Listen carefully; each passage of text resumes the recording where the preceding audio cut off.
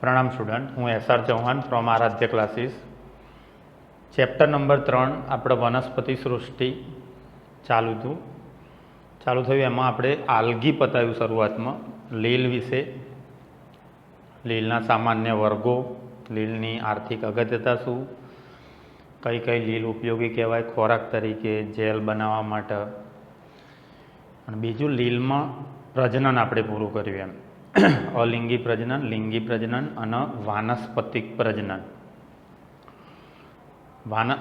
એમાં લિંગી પ્રજનન સમજન્યુક, વિષમજન્યુક, અંડજન્યુક એ એક નીટમાં આઈએમપી ટોપિક કીધો, અને પછી આપણે લીલના ઉદાહરણો એક કોષ્ટક આખું કમ્પ્લીટ કર્યું, અને લીલની અંદર ખાસ ચલાવ્યું આપણે એના 3 વર્ગો, ક્લોરોફાઇસી, ફિયોફાઇસી અને રોડોફાઇસી।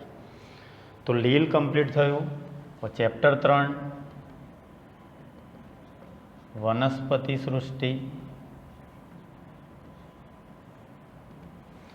તો એની અંદર મુખ્ય ભાગ આપણે ભણવાના કીધા હતા, એમાં એક લીલ હતી જે કમ્પ્લીટ કરી આપણે। હવે બ્રાયોફાઇટા આવ્યા આપણે, દ્વિઅંગી વનસ્પતિ। ત્રીજા નંબરમાં ત્રિઅંગી વનસ્પતિ ટેરિડોફાઇટા। चौथा नंबर में जिम्नोस्पर्म अनावृत बीजधारी, और 5मा नंबर में एंजियोस्पर्म आवृत बीजधारी वनस्पति। तो आजना विडियो में આપણે દ્વિઅંગી वनस्पति कम्प्लीट पूरी करशू। लील पूरी थी આપણે, હવે દ્વિઅંગી वनस्पति ब्रायोफाइटा।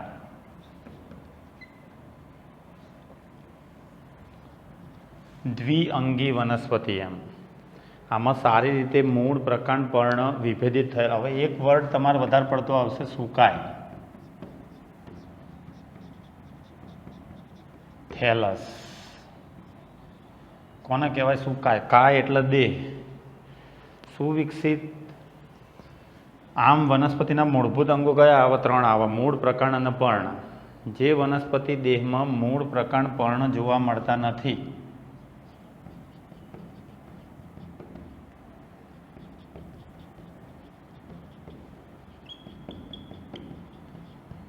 विकसित न थयेल होय तेवा वनस्पति देह ने सुकाय कहे छे। हवे द्विअंगी वनस्पति ब्रायोफाइटा, पहला तो आ छायावाड़ी जग्याए जोवा मळे, एनो नॉर्मल निवास स्थान छे, ए बुक में रीड कर नाखजो। पण खास आमा आईएमपी आ वनस्पति सृष्टिना एम्फिबियन्स छे, एटले के वनस्पति सृष्टिना उभयजीवी छे एम्फिबियन्स। એટલે આમ નિવાસસ્થાન, વસવાટ આ વનસ્પતિ પાણીની અંદર જોવા મળતી હોય, સ્થળજની અંદર જોવા મળતી હોય, પરંતુ જમીન ઉપર નિવાસસ્થાન કરતી હોય, ગમે તે હોય, પણ આમ ફર્ટિલાઇઝેશન માટે કમ્પલસરી પાણી માધ્યમ આવશ્યક કહેવાય। કઈ વનસ્પતિમાં ફલન માટે પાણી આવશ્યક માધ્યમ છે, પાણી ના હોય તો ફલન ના થાય, તો દ્વિઅંગી અને ત્રિઅંગી। આ નીટમાં મોસ્ટ આઈએમપી ક્વેશ્ચન। ફલન માટે પાણીની આવશ્યકતા હોય તો બ્રાયોફાઇટા અને ટેરિડોફાઇટા આ 2 વનસ્પતિ યાદ રાખવાની। એટલે જમીન ઉપર, ભૂમિ ઉપર નિવાસસ્થાનમાં જોવા મળતી હોય, પરંતુ ફલન માટે પાણી આવશ્યક માધ્યમ છે, આથી એના વનસ્પતિ સૃષ્ટિના એમ્ફિબિયન્સ અથવા તો એના વનસ્પતિ સૃષ્ટિના ઉભયજીવી તરીકે ઓળખવામાં આવે। હવે જે દ્વિઅંગી વનસ્પતિ, એના 2 વર્ગો તમારા આવશે। હવે એ 2 વર્ગોની અંદર લીવરવર્ટ્સ અને મોસિસ अथवा मॉस, आ 2 वर्गों नाम तमारा जेम लीलनी अंदर आपणे 3 वर्गो कीधा, क्लोरोफाइसी, फियोफाइसी और रोडोफाइसी। एम द्विअंगी वनस्पति में 2 वर्गो याद रखवाना, लीवरवर्ट्स और मॉस। लीवरवर्ट्स में उदाहरण कया आवे? तो ट्रीग याद रखजो, रीमानु लीवर, એટલે કે લીવર વર્ડ્સમાં રીમા રિક્સિયા અને મા ઉપરથી યાદ રાખવાનું માર્કેન્સિયા. એટલે લીવર વર્ડ્સમાં કઈ કઈ વનસ્પતિનો સમાવેશ થાય તો યાદ રાખવાનું તમારે રીમાનું લીવર એ શોર્ટકટ યાદ રાખવા માટે લીવર ઉપરથી લઈ લેવાનું લીવર વર્ડ્સમાં રીમાનો સમાવેશ થાય, રિક્સિયા લઈ લેવાનું, મા ઉપરથી માર્કેન્સિયા લઈ લેવાનું. અને મોસની અંદર સ્ફેગ્નમ, ફ્યુનારિયા અને પોલિટ્રિકમ આ ત્રણ વનસ્પતિ તમારે લઈ લેવાની મોસમાં. એમ પોલિટ્રિકમ એટલે સ્ફેગ્નમ, ફ્યુનારિયા અને પોલિટ્રિકમ આ મોસ અને લીવર વર્ડ્સની અંદર રિક્સિયા અને માર્કેન્સિયાનો સમાવેશ થાય. હવે આમાં વિદ્યાર્થી મિત્રો અલગ અલગ વર્ડ વનસ્પતિમાં વાપરેલા હોય. જનરલી પ્રાણીઓની અંદર જનનપિંડમાં શું હોય? શુક્રપિંડ બોલાય, અંડપિંડ બોલાય. શુક્રપિંડ ઉત્પન્ન કરે શુક્રકોષ, અંડપિંડ ઉત્પન્ન કરે અંડકોષ. વનસ્પતિમાં શું બોલાય? તો પૂજન્યુધાની અને સ્ત્રીજન્યુધાની એવા બે શબ્દો વપરાય. પૂજન્યુધાની દ્વારા નરજન્યુ ઉત્પન્ન થાય, સ્ત્રીજન્યુધાની દ્વારા માદાજન્યુ ઉત્પન્ન થાય. એટલે શુક્રપિંડ તો સમજવા માટે પૂજન્યુધાની, એમ અંડપિંડ તો સમજવા માટે સ્ત્રીજન્યુધાની, એમ શુક્રકોષ તો નરજન્યુ, એમ અંડકોષ તો માદાજન્યુ. એમ આ સરખામણી થઈ કહેવાય. એટલે વનસ્પતિમાં વર્ડ જનરલી પૂજન્યુધાની, સ્ત્રીજન્યુધાની આવા બધા વર્ડ વાપરેલા હોય. બેઝિક આમાં જીવનચક્ર ખ્યાલ આવે. દ્વિઅંગી વનસ્પતિમાં મોસ્ટ આઈએમપી ટોપિક આવે એનું જીવનચક્ર. હવે વનસ્પતિ હોય ને તો જીવનચક્રમાં તબક્કા બે હોય. એક જન્યુજનક તબક્કો એટલે સાદી ભાષામાં લિંગી પ્રજનન બોલાય. અને બીજા નંબરમાં બીજાણુજનક તબક્કો, આ અલિંગી પ્રજનન બોલાય. એટલે સાદી ભાષામાં બે પ્રજનન જ થયા એમ, એક લિંગી પ્રજનન અને એક અલિંગી પ્રજનન. પણ લિંગી પ્રજનન કરતા તબક્કાને જન્યુજનક તબક્કો કહેવાય. જન્યુજનક તબક્કો હંમેશા એન હોય, પ્લોઇડી એની એન. એટલે આપણે હમણાં લઈએ ચાર્ટ દ્વારા આનું જીવનચક્ર. એકનું જીવનચક્ર શીખવાડીશ, બાકીના જીવનચક્ર તમારે જાતે બનાવવાના રહેશે. દ્વિઅંગીનું શીખવાડું તો ત્રિઅંગીનું અનાવૃતનું જાતે બનાવવાનું હોમવર્કમાં. જન્યુજનક તબક્કો એ હંમેશા એન હોય, એકકીય હોય. બીજાણુજનક તબક્કો એ અલિંગી પ્રજનન તબક્કો કહેવાય, એ હંમેશા 2n હોય, દ્વિકીય હોય.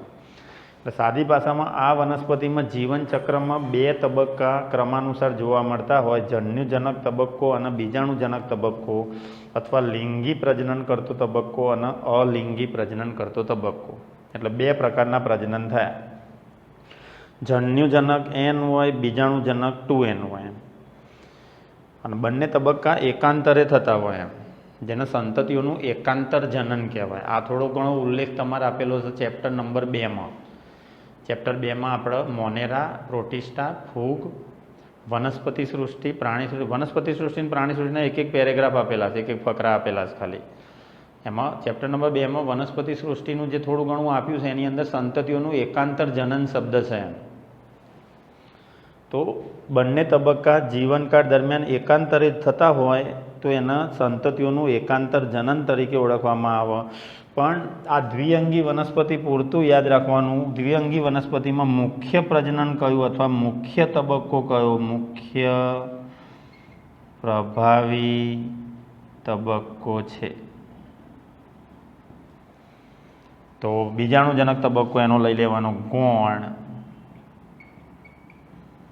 પરાવલંબી તબક્કો છે.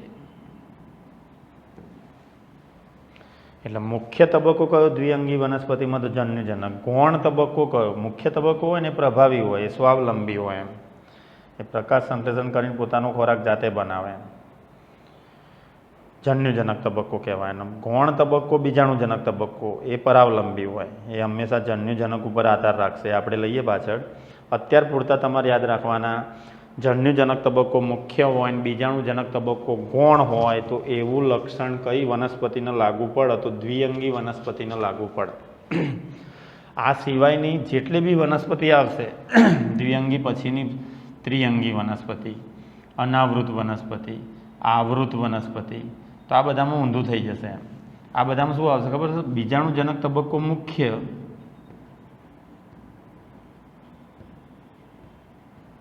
અને જન્યુજનક ગૌણ છે. જીવનચક્ર કઈ રીતે જોવા મળે એ આપણે લઈએ હમણાં થોડી વારમાં. ચાર્ટ જ હું તમને દોરાવડાવું છું કયા કયા જે બી ચાર્ટ હું તમને દોરાવડાવું એમાં જેટલી એન રચનાઓ હોય, એકકીય રચનાઓ આવતી હોય એ બધી તમારે જન્યુજનક તબક્કામાં સમાવિષ્ટ કરવાની, અને 2n રચનાઓ આવતી હોય એ બધી તમારે બીજાણુજનક અવસ્થામાં સમાવિષ્ટ કરવાની. એકનું જીવનચક્ર દોરતા હું શીખવાડી દઉં તમને દ્વિઅંગી વનસ્પતિનું, ત્રિઅંગીનું જાતે બનાવવાનું, ઊંધું જ કરી દેવાનું આવે. ખાલી ચેન્જીસ એટલું થશે કે જન્યુજનક તબક્કો મુખ્ય, બીજાણુજનક તબક્કો ગૌણ હોય દ્વિઅંગી વનસ્પતિ, બીજાણુજનક તબક્કો મુખ્ય, જન્યુજનક તબક્કો ગૌણ હોય ત્રિઅંગી, અનાવૃત અને આવૃત બીજધારી વનસ્પતિ. તો આ ભલે તબક્કાના નામ આપ્યા છે, કંઈ નહીં, એક પ્રકારનું લિંગી પ્રજનન અને અલિંગી પ્રજનન જ કહેવાય. હવે મોસ બે વર્ગ પાડે આપણે. દ્વિઅંગી વનસ્પતિની આર્થિક અગત્યતાનો એક ટોપિક તમારે આપેલો છે, એક ફકરો તમારે આપેલો છે દ્વિઅંગી વનસ્પતિ. તેમાં પીટ બનાવવા માટે એટલે બળતણ તરીકે ઉપયોગી છે. પીટ એટલે સડી ગયેલો પદાર્થ, લોચો એમ ટૂંકમાં. ઈંધણ તરીકે એ ખાસ વપરાય. ઘાસચારા તરીકે પણ દ્વિઅંગી વનસ્પતિઓ વપરાતી હોય. મોસ ને સ્ફેગ્નમ ને એ બધા ઉદાહરણ એના આપેલા છે.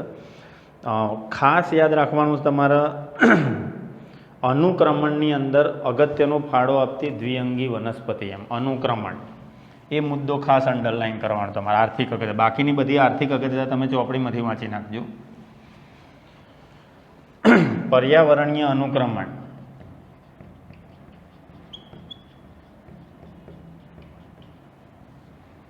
પર્યાવરણીય અનુક્રમણની પ્રક્રિયા. અનુક્રમણ, પર્યાવરણીય અનુક્રમણ એટલે સાદી ભાષામાં કહી દે તો ખડક વિસ્તાર ચાલુ કરો તમે, એ ખડકમાંથી આખું જંગલનું નિર્માણ થાય, ખડક તૂટે, એ ખડક તૂટવાની પ્રક્રિયા કઈ રીતે થાય એ સમજાવું. પણ આખે આખો પર્વત અથવા આખે આખું ખડક તૂટી જાય અને એ ખડકમાંથી આખે આખું જંગલનું નિર્માણ થાય, ગાઢ જંગલ, એના અનુક્રમણ કહેવાય, પર્યાવરણીય અનુક્રમણ. એમ તો ખડક વિસ્તારની અંદર અથવા પર્વતીય વિસ્તારમાં જે અનુક્રમણની પ્રક્રિયા થતી હોય એમાં ખડક વિસ્તારમાં સૌ પ્રથમ જોવા મળતી જાતિ કઈ? અગ્રણી જાતિ. તો એક જાતિ આવે છે લાઇકેન, અને એની સાથે લઈ લેવાનું મોસ. આ નીટમાં ક્વેશ્ચન આ રીતે આવ્યો, ખડકાળ વિસ્તારની અગ્રણી જાતિ કઈ? અથવા ખડક વિસ્તારમાં થતા અનુક્રમણમાં સૌ પ્રથમ વિકાસ પામતી જાતિ કઈ? તો આન્સર એક લાઇકેન્સ અને બીજા નંબરમાં આવે મોસ. આખો ખડક તૂટે, એ ખડક તૂટીને જમીન આખી સપાટ બને અને એ જમીન ઉપર ધીમે ધીમે છોડ, ક્ષુપ, વૃક્ષ એમ કરીને આખું ગાઢ જંગલનું નિર્માણ થાય. તો આખે આખું જંગલ બને, એ આખી પ્રક્રિયાનું નામ આપવામાં આવે પર્યાવરણીય અનુક્રમણ. અને મોસ તો બહુ પેલું ચાદરની માફક, સાદડીની માફક વનસ્પતિ ઉપર ફેલાતી, જમીન ઉપર ફેલાતી વનસ્પતિ કહેવાય મોસ. ખ્યાલ આવે? ચદ્દરની માફક અથવા સાદડીની માફક આખી જમીન ઉપર પથરાઈ જાય એટલે વરસાદી પાણીના મારા સામે જમીનનું ધોવાણ થતું નથી. આ પણ એક એનું મહત્ત્વ છે. બાકીના પીટ ને ઘાસચારા તરીકે ને એ બધા મહત્ત્વ તમે ચોપડીમાંથી વાંચી નાખજો, ઇઝી છે. આઈએમપી પ્રશ્ન વધારે પડતું, ખડકાળ વિસ્તારમાં થતા અનુક્રમણમાં સૌ પ્રથમ વિકાસ પામતી જાતિ કઈ? તો એક લાઇકેન્સ અને બીજી મોસ. ખ્યાલ આવે? લાઇકેન આવે, લાઇકેન એટલે લીલ અને ફૂગ કહેવાય. એ ખડકને તોડવામાં અગત્યનો ફાળો આપે. આ તમારે આપ્યું નથી પણ કઈ રીતે તોડે તો આ રીતે, કે લાઇકેન સમજણ પડે તો લાઇકેન શ્વસન કરે. શ્વસન કરે એટલે એક વાયુ ઉત્પન્ન થાય, CO2. શ્વસનમાં O2 વપરાય, CO2 મુક્ત થાય. એટલે લાઇકેન શ્વસન કરે એટલે CO2 મુક્ત થાય. એ CO2 પાણી સાથે જોડાય, પાણી સાથે જોડાય એટલે કાર્બનિક એસિડનું નિર્માણ થાય, H2CO3. આ કાર્બનિક એસિડની અસરના કારણે ખડકોમાં તિરાડ પડે, નાની તિરાડ, મોટી તિરાડ, એટલે ખડક તૂટવાની શરૂઆત થઈ કહેવાય. એટલે આખા ખડકને તોડવામાં લાઇકેનનું શ્વસન અગત્યનો ફાળો. પણ લાઇકેન સાથે બીજી અગ્રણી જાતિ યાદ રાખવાની, મોસ. તો આ ખડકાળ વિસ્તારમાં થતા અનુક્રમણની અગ્રણી જાતિઓ કહેવાય. બીજા નંબરમાં તમારા બે વર્ગો વિશે, બે વર્ગો વચ્ચે તફાવત ખાસ યાદ રાખવાના, તમારા લીવરવર્ટ અને મોસ. ખ્યાલ આવ્યો? બીજાણુજનક, મોસના બીજાણુજનક લીવરવર્ટ્સના બીજાણુજનક કરતાં વધારે પડતા સુવિકસિત હોય છે. અને બાકીનો તફાવત એ હું જીવનચક્ર દોરાવડાવું, ચાર્ટમાં ખબર પડે. એક શબ્દ ખાસ લીવરવર્ટ્સની અંદર અલિંગી પ્રજનન અવખંડન કે કુડમલી દ્વારા થાય છે. કુડમલી એટલે અલિંગી પ્રજનન કરતી કલિકા, લીલા રંગની અલિંગી પ્રજનન કરતી બહુકોષીય કલિકા એ કુડમલી જ્યાં ગોઠવાયેલી હોય, આકૃતિ તમે જોશો તમે તો રીમા, રિક્સિયા અને માર્કેન્સિયામાં, માર્કેન્સિયાની આકૃતિ આપણે ચોપડીમાં છે, એમાં કુડમલી પ્યાલો એવું નામ નિર્દેશન છે. એટલે એ કુડમલી પ્યાલા જેવી રચના હોય, એની અંદર નાની નાની કલિકા હોય, એને કુડમલી તરીકે ઓળખવામાં આવે. અલિંગી પ્રજનન કરતી બહુકોષીય લીલા રંગની કલિકા એને કુડમલી તરીકે ઓળખવામાં આવે. અને મુખ્ય બીજાણુજનક તબક્કો ગૌણ છે, એ મુક્તજીવી ના હોય. એ બીજાણુજનક તબક્કો હંમેશા પરાવલંબી હોય અને એ જન્યુજનક તબક્કા ઉપર પરાવલંબી હોય. કારણ કે જન્યુજનક તબક્કો આ વનસ્પતિમાં આપણે મુખ્ય કીધો, સ્વાવલંબી કીધો. પ્રકાશ સંશ્લેષણ કરીને પોતાનો ખોરાક જાતે બનાવે.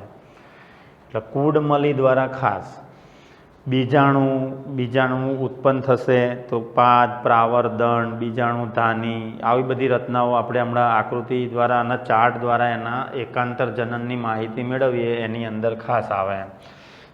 એક તફાવત ખાસ યાદ રાખવાનો, બીજાણુજનક કોના સુવિકસિત હોય તો મોસના બીજાણુજનક લીવરવર્ટ્સના બીજાણુજનક કરતાં પ્રમાણમાં વધુ સુવિકસિત હોય છે.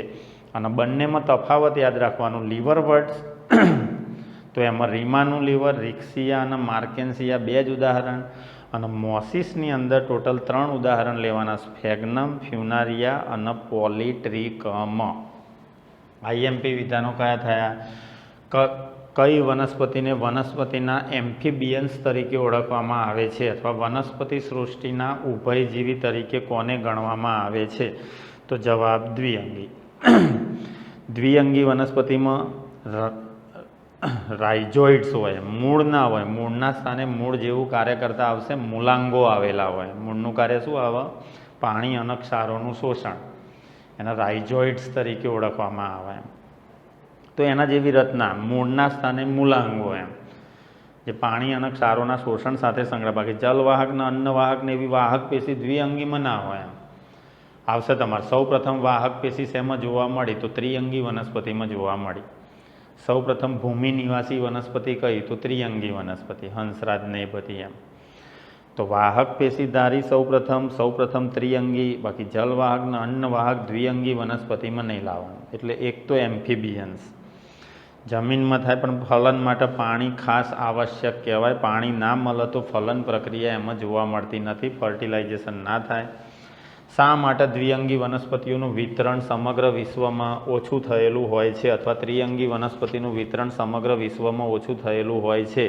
તો એનું કારણ તમારે લઈ લેવાનું, ફલન માટે પાણી આવશ્યક માધ્યમ કહેવાય. જો પાણી ના મળે તો ફલન ના થાય.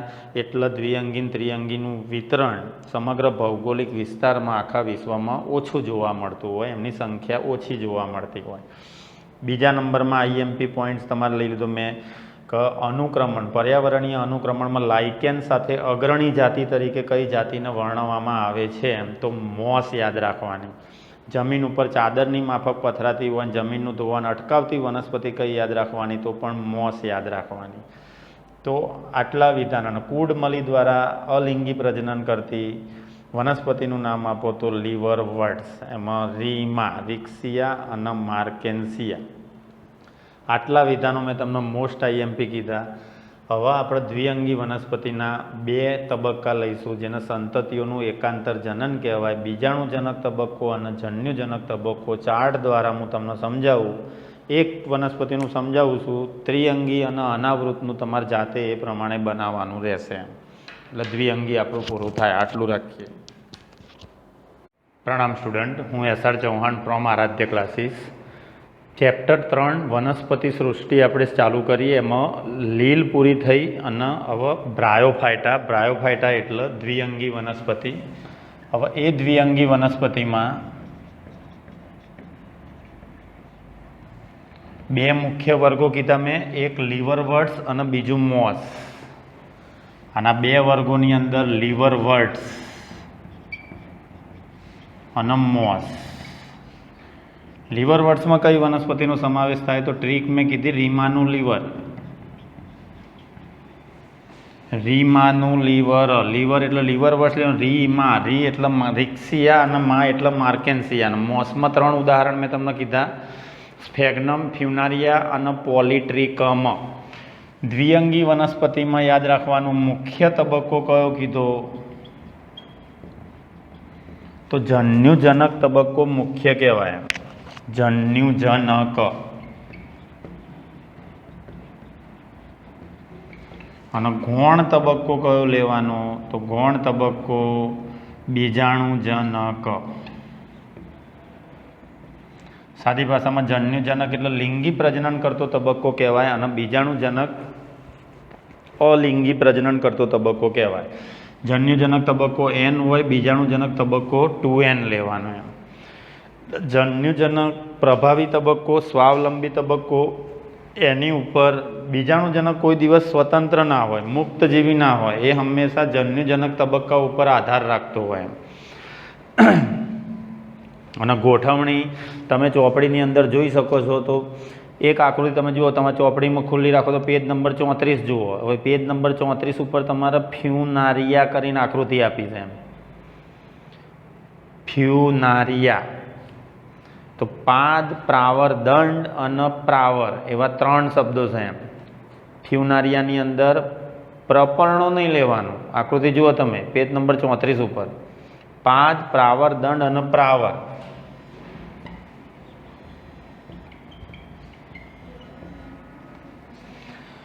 પાદ, પ્રાવર, દંડ અને પ્રાવર. તો આ 3 તબક્કા મોસ્ટ IMP કહેવાય. બીજાણુજનકમાં 3 ભાગોનો સમાવેશ થાય. બીજાણુઓ પ્રાવરમાં ઉત્પન્ન થાય. પછી આપણે લઈએ તો મૂળભૂત આટલા. હવે સ્ટાર્ટ થાય આમાં જન્યુજનક તબક્કાથી. એમ જીવનચક્ર, કારણ કે મુખ્ય તબક્કો છે N છે. એમ હવે આમાં મેં તમને કીધું એમ પૂજન્યુધાની, સ્ત્રીજન્યુધાની. ચંબુ આકારની સ્ત્રીજન્યુધાની. અને પૂજન્યુધાની શું ઉત્પન્ન છે? ચલ નરજન્યુ અથવા ચલ પૂજન્યુ. શું ઉત્પન્ન કરશે? N નરજન્યુ. આ સ્ત્રીજન્યુધાની છે. માદાજન્યુ ઉત્પન્ન કરશે, એ પણ N હોય. પછી આ ચલ નરજન્યુ છે અથવા પૂજન્યુ છે, એ પાણી દ્વારા વહન પામી. પાણી ખાસ માધ્યમ કહેવાય. પાણી વગર ફલન ના થાય એવું આગળ મેં કહી દીધું તમને. એટલે પાણી દ્વારા વહન પામી અને સ્ત્રીજન્યુધાનીના સંપર્કમાં આવે. સ્ત્રીજન્યુધાની એક અંડકોષ ઉત્પન્ન કરે. એ અંડકોષ સાથે આ ચલ પૂજન્યુ અથવા નરજન્યુ કમ્બાઈન થાય એટલે ફલનની ઘટના અહીંયા થઈ કહેવાય. પણ ફલન માટે પાણી ખાસ જરૂર. આ બી N કહેવાય. પાણીનું માધ્યમ હોય તો જ ફલન થાય, ને પછી ફલિતાંડનું નિર્માણ થાય, જાયગોટ બને, યુગ્મનદનું નિર્માણ થાય.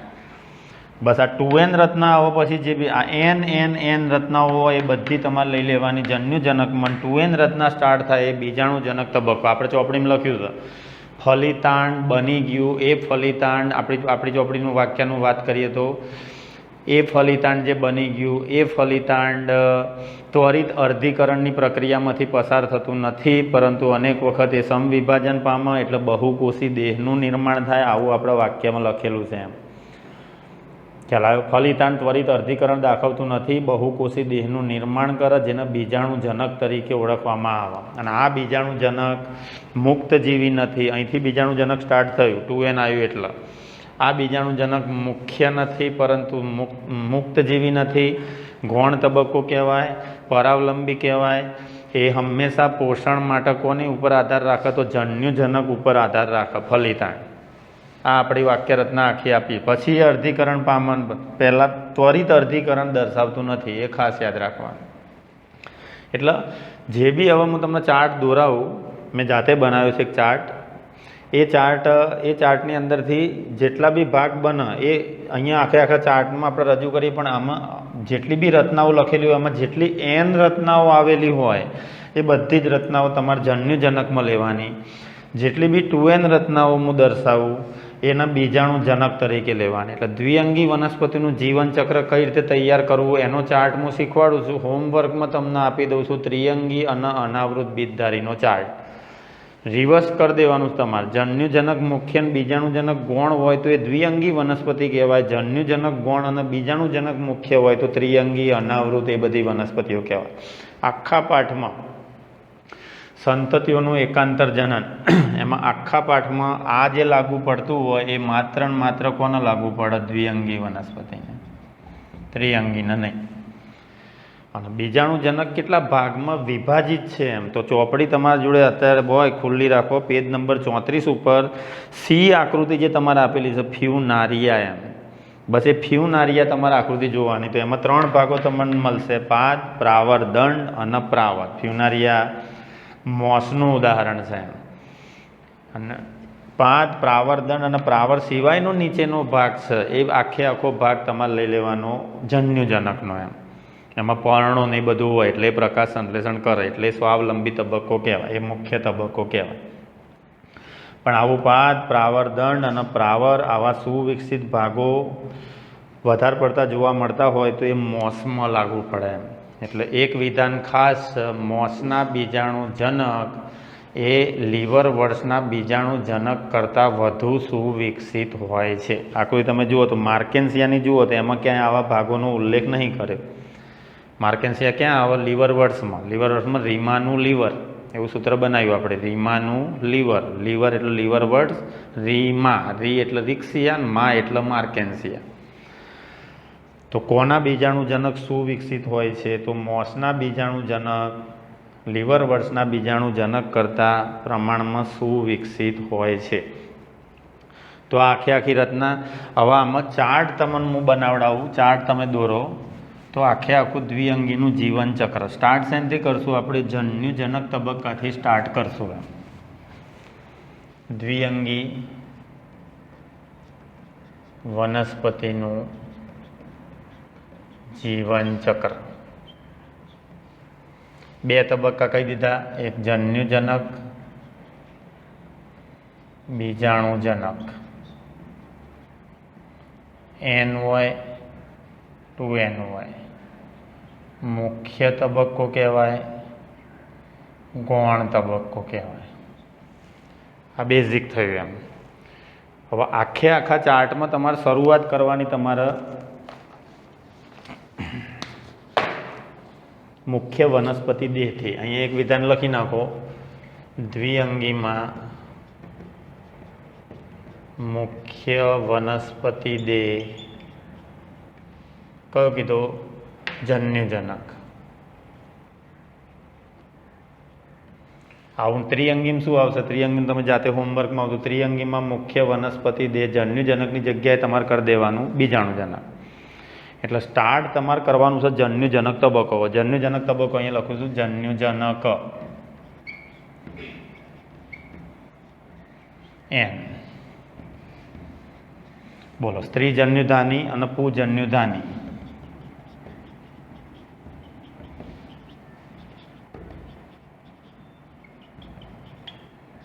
આ શું ઉત્પન્ન કરશે? તો નર ચલ પૂજન્યુ અથવા ચલ નરજન્યુ. આ શું ઉત્પન્ન કરશે? તો માદાજન્યુ. માદાજન્યુ બોલો અથવા તો અંડકોષ બોલો. પ્લોઇડી બંનેની n. હવે આ 2 કમ્બાઈન થયા. શું કહીશું? ઘટના આખી આપણે ફલન.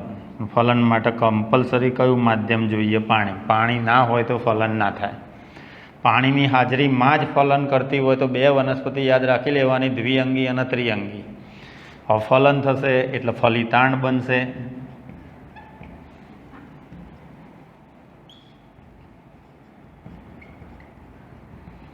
એન એટલે ફલિતાંડ કેવું થઈ ગયું 2n જાયગોટ અથવા એના યુગ્મ નજ તરીકે ઓળખવામાં આવે. તો આ સ્ટાર્ટ કર્યું મેં જન્યુજનક તબક્કો. ફલિતાંડ પહેલાં મિટોસિસ પામે. મિટોસિસ એટલે સમવિભાજન લેવાનું, એટલે એમ્બ્રિયો બને. એમ્બ્રિયો એટલે ગર્ભ લેવાનું. મિયોસિસ એટલે અર્ધીકરણ. આપણા ગુજરાત બોર્ડની ચોપડીમાં લખ્યું છે જે ફલનના અંતે ફલિતાંડ બન્યું એ ત્વરિત અર્ધીકરણ પામતું નથી, ત્વરિત મિયોસિસ પામતું નથી. ખ્યાલ આવ્યો? પણ એમ્બ્રિયો બનાવો અને એ પછી બીજાણુજનક પેશીનું નિર્માણ કરે એવું આપણે લખેલું છે. એટલે આ બીજાણુજનક, આ 2n. એમ્બ્રિયો પણ કેટલું લઈ લેવાનું? 2n. આ બંનેની પ્લોઇડી 2n થઈ. તો આ બીજાણુજનક થયું તમારે. હવે અહીંયા હું સાઈડમાં લખી નાખું છું બીજાણુજનક તબક્કો.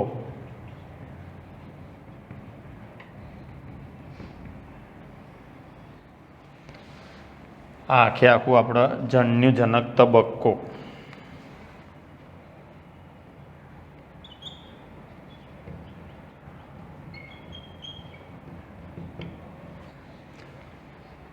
આ આખી રચના થઈ.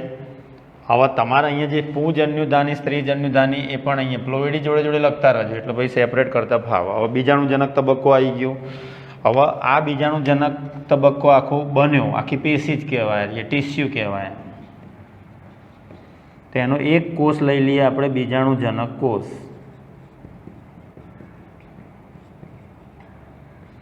એની પણ પ્લોઇડી 2n થઈ કહેવાય.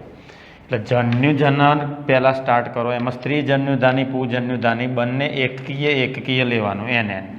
આના દ્વારા માદાજન્યુ, આના દ્વારા નરજન્યુ. ફલન માટે કમ્પલસરી પાણી માધ્યમ જોઈએ. એન કમ્બાઈન થશે એટલે ફલિતાંડ અથવા જાયગોટ અથવા યુગ્મ નજમાં 2n બનશે.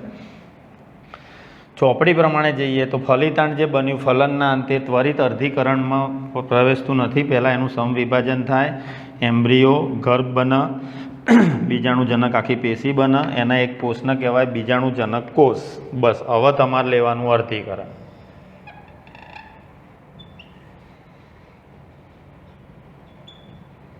શું કહીશું અર્ધીકરણને? મિયોસિસ. મિટોસિસ એટલે સમવિભાજન અને મિયોસિસ એટલે અર્ધીકરણ. હવે અર્ધીકરણ થશે એટલે 2n કોષ હોય, જો અર્ધીકરણ પામે તો n વાળું નિર્માણ થાય. એટલે અહીંયા આગળ બનશે બીજાણુ n, એટલે એકકીય બીજાણુ થયા કહેવાય. હવે આ જે બીજાણુઓ છે એ જર્મિનેશન પામે, અંકુરણ, જર્મિનેશન એમ ટૂંકમાં. તો એ અંકુરિત થઈ અને બીજાણુ આખા અંકુરિત થઈ અને જન્યુજનકનું નિર્માણ કરે. અને જર્મિનેશન પામે જો પ્રતંતુ બને, પ્રતંતુમાંથી બર્ડ્સ બને. બર્ડ્સ એટલે કલિકા. અને એ કલિકા પછી બનાવે જન્યુજનક. એટલે આ જે આખું થયું ને આ તમારે યાદ રાખવાનું લીવર વર્ડ્સમાં થાય. અને પ્રતંતુ, કલિકા ને એ બધું બને તો એ મોસમાં થાય, લીવર વર્ડ્સમાં થાય. પ્રતંતુ પ્રોટોનેમા,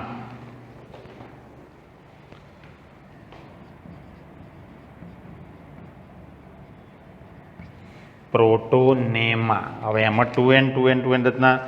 આ અર્ધીકરણ થયું. બોલો બીજાણુજનક n છે, એકકીય છે એમ ટૂંકમાં. એ બીજાણુજનકમાંથી અંકુરણ થઈને પ્રતંતુ બને તો પણ એ એકકીય કહેવાય. પ્રતંતુમાંથી કલિકા બને તો કલિકા પણ n કહેવાય, એકકીય કહેવાય.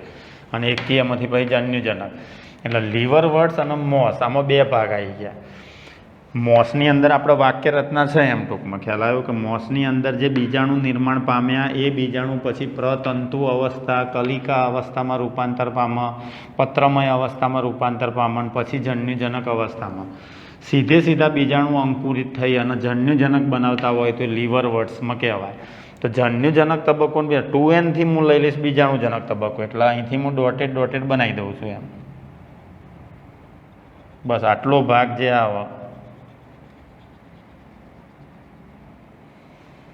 આ બધામાં 2n રચના આવી જુઓ. ફલિતાંડ 2n થયું, એમ્બ્રિયો ગર્ભ 2n થયું, બીજાણુજનક 2n થયું, બીજાણુજનક કોષ બી 2n થયો. તો જેટલું દ્વિકીય રચના આવે છે એ બધી દ્વિકીય રચના બીજાણુજનક તબક્કો કહેવાય.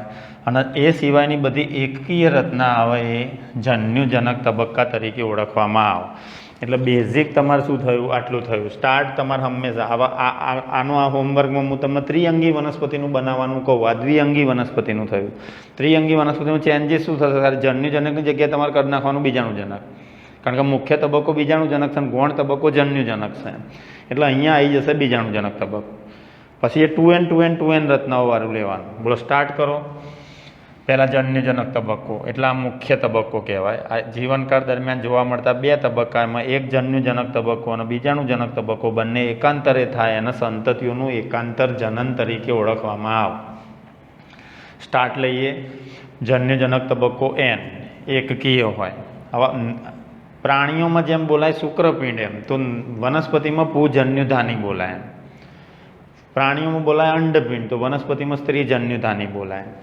એટલે જન્યુજનકમાં પૂજન્યુધાની અને સ્ત્રીજન્યુધાની બંને n આ ઉત્પન્ન કરે ચલ પૂજન્યુ, જે પાણી દ્વારા વહન પામી અને સ્ત્રીજન્યુધાનીના સંપર્કમાં આવે. ચંબુ આકારની સ્ત્રીજન્યુધાની હોય જે એક અંડકોષ ઉત્પન્ન કરે.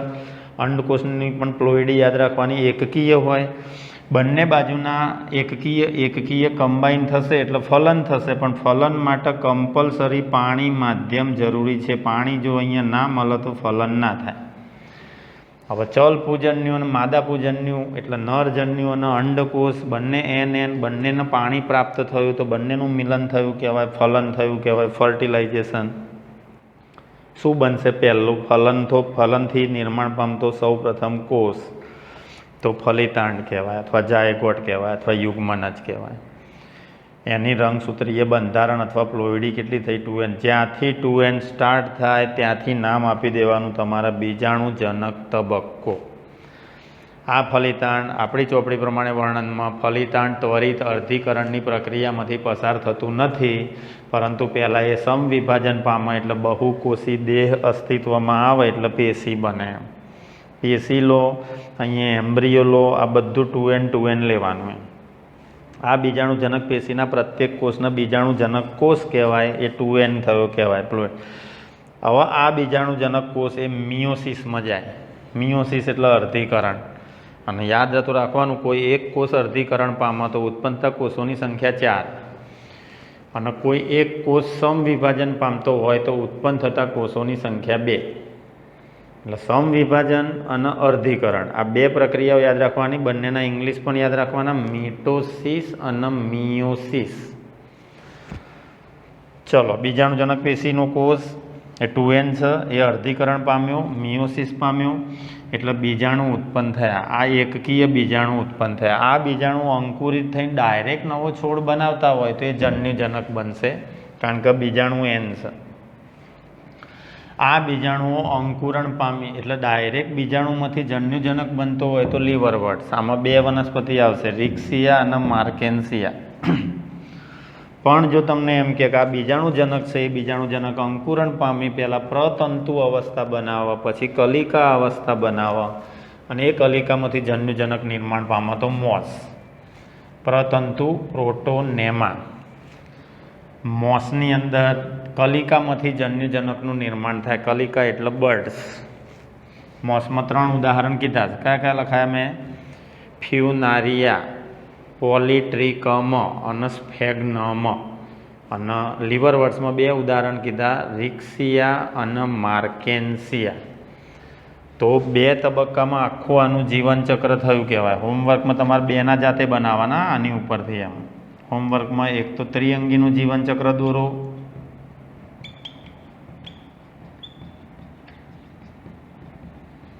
અને દ્વિઅંગીનું જીવનચક્ર દોરો, અનાવૃતનું જીવનચક્ર દોરો.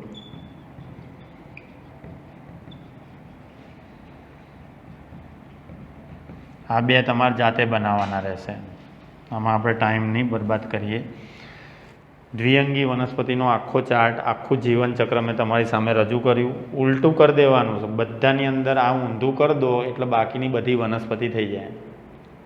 મુખ્ય તબક્કા તરીકે લઈ લેવાનો જન્યુજનક, ગૌણ તબક્કા તરીકે લઈ લેવાનું બીજાણુજનક, મુખ્ય તબક્કા તરીકે લઈ લેવાનું બીજાણુજનક, ગૌણ તબક્કા તરીકે લઈ લેવાનું જન્યુજનક. તો ત્રિઅંગી થઈ જશે, અનાવૃત થઈ જશે અને આવૃત થઈ જશે. એટલે આખી સંરચના જેટલી બી લીધી આપણે એ બધું 2 તબક્કા ઉપર આખું આધારિત છે. અને 2 મુખ્ય તબક્કા પાડવાના, બંને વચ્ચે 2 મુખ્ય વર્ગો પાડવાના અને બંને વર્ગો વચ્ચે તફાવત. તો એક હોમવર્કમાં ત્રિઅંગીનું જીવનચક્ર અને અનાવૃતનું જીવનચક્ર, અને એક હોમવર્કમાં આપું એ પણ તમારે જાતે તફાવત આપો લીવરવર્ડ્સ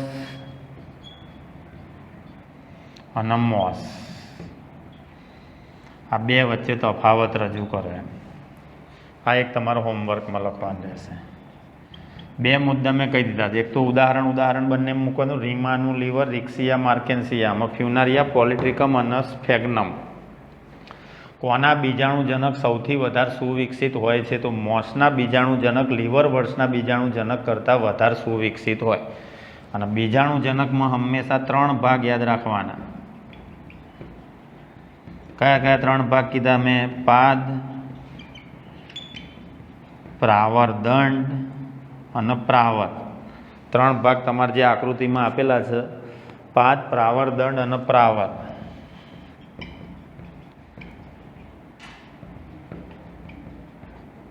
પ્રાવરમાં બીજાણુ ઉત્પન્ન થાય. આવા 3 ભાગમાં સુવિકસિત વહેંચાયેલું બીજાણુજનક હોય તો આ આકૃતિ તમારે જોવાની ફ્યુનારિયાની એમ.